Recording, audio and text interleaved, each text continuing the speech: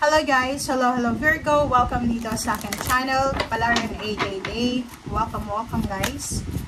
Alamin natin kung anong messages, vibration, gabay energy para sa lahat ng Virgo. Ito ay general reading. So, wow! Kunin natin yan lahat, Virgo, kasi gusto niyang lumabas. So, meron ka ditong 5 cards, Virgo. Okay, Sarasvati, the Arts.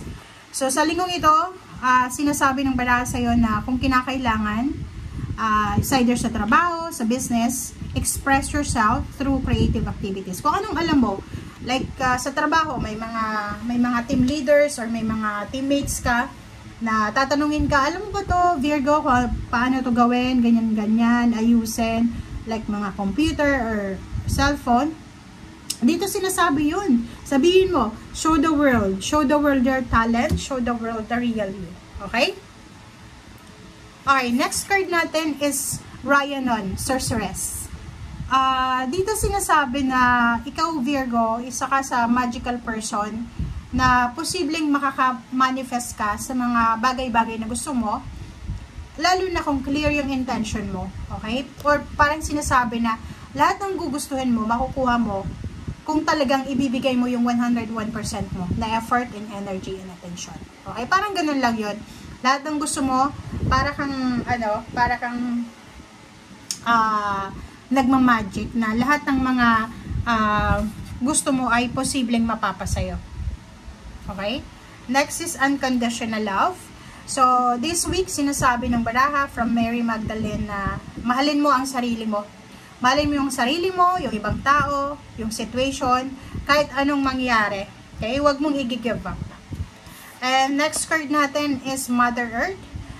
Dito naman, posibleng makakatanggap ka ng tawag from your mother, from your sister, from your daughter, kung may daughter ka na, from your friends na babae.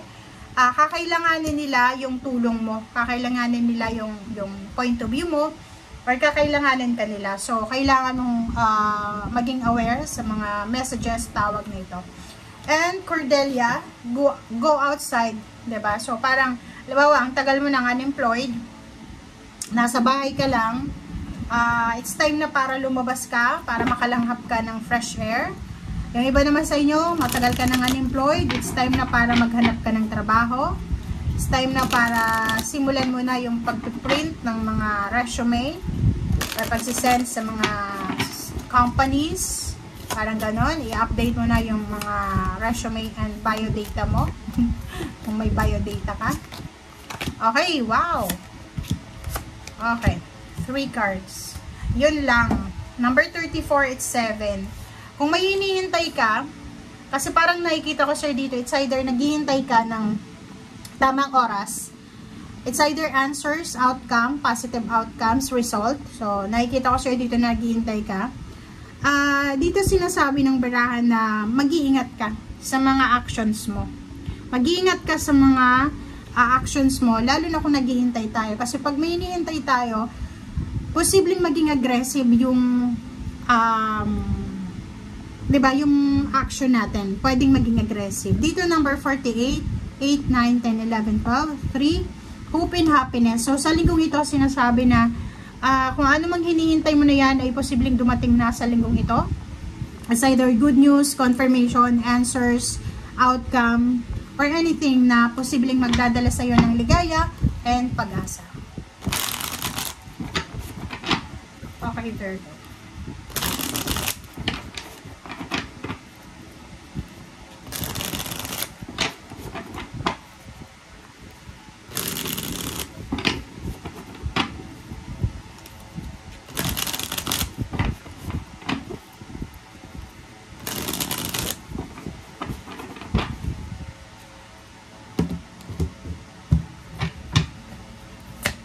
Okay.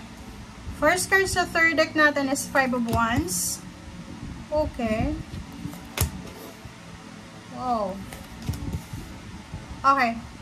Comment down below if you resonated. But, kung makikita mo dito yung 5 of Wands, tapos Queen of Wands, and Knight of Pentacles, the Tower, nakikita ko meron ditong mga Virgo na posibleng nahihirapan kayo sa usaping pera ngayon. Meron kayong regrets, meron kayong panghihinayang. Siguro last year, or few months ago, hindi ka masyadong alam mo yun, hindi mo masyadong na-appreciate yung perang pumapasok sa'yo.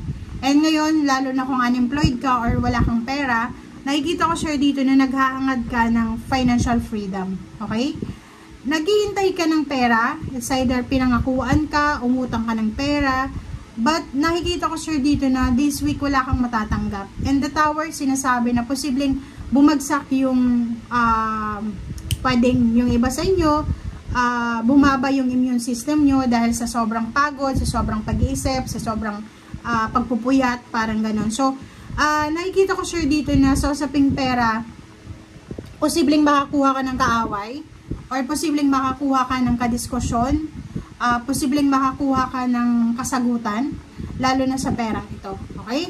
So, mag-iingat ka, kasi itong Queen of Wands na to, is all about financial freedom. Yung financial freedom na pinapangarap mo 1 year ago, ay posibleng disappointed ka sa ngayon. But, huwag kang mag-alala kasi simula pa lang naman to. Okay? Ng taon, nasa February pa lang tayo.